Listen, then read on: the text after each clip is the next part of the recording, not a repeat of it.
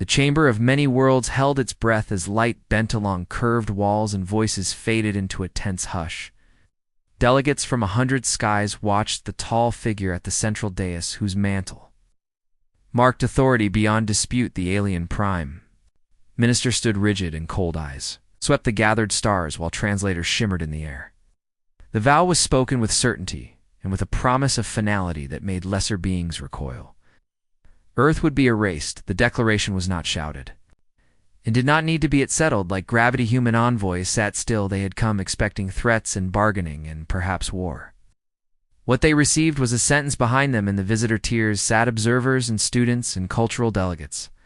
Invited to witness the workings of the wider community. Among them was a child from Earth, small and dark-eyed, wearing a simple learning badge.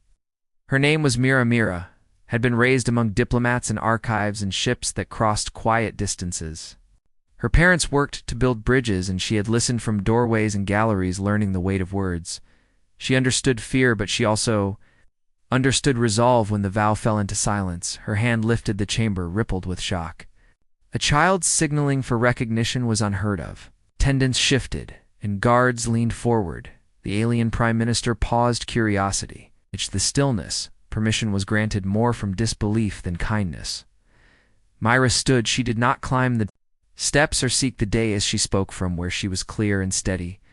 Try if you want your species to live. The words carried without amplification. Some laughed in disbelief and others hissed warnings. Human envoys turned pale. The prime minister did not laugh. A narrow crest lifted in interest. Explain. Myra nodded. Once she did not bow. She spoke of Earth not as a weapon, but as a home. She spoke of storms and deserts and cold seas. She spoke of a species that learned by surviving. She told of failures and rebuilding, and of choosing restraint when strength grew too sharp. She described how humans learned to hide not from fear but from patience. Wider community knew little of Earth. By design, human ships traded sparingly, and their defenses were unseen. The child described why Earth had learned that power invites testing, and testing invites tragedy. So Earth waited. The prime minister listened. Questions followed, sharp and probing.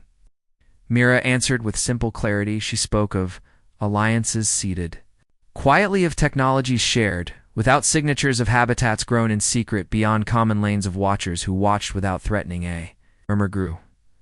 Analysts whispered. The threat of erasure began to feel less absolute. Myra then spoke of consequence. If Earth were erased, the quiet systems that depended on human stewardship would fail. Food chains would collapse.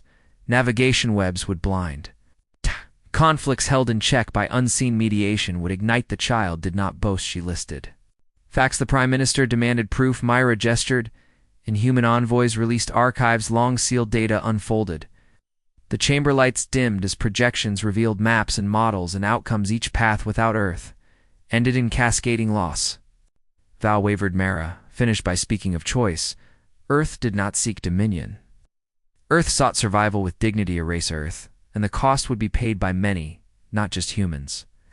Let Earth live, and the balance would hold. Silence returned, heavier than before. The prime minister studied the child. Power recognized power even when small. The vow was withdrawn, not with apology, but with recalculation. Sanctions softened. Negotiations reopened. Myra sat, her hand lowered. The chamber exhaled. In the years that followed, the story spread, not of a threat, but of a reminder that humanity endured not by loud conquest, but by quiet readiness, and that sometimes the smallest voice carries the heaviest truth.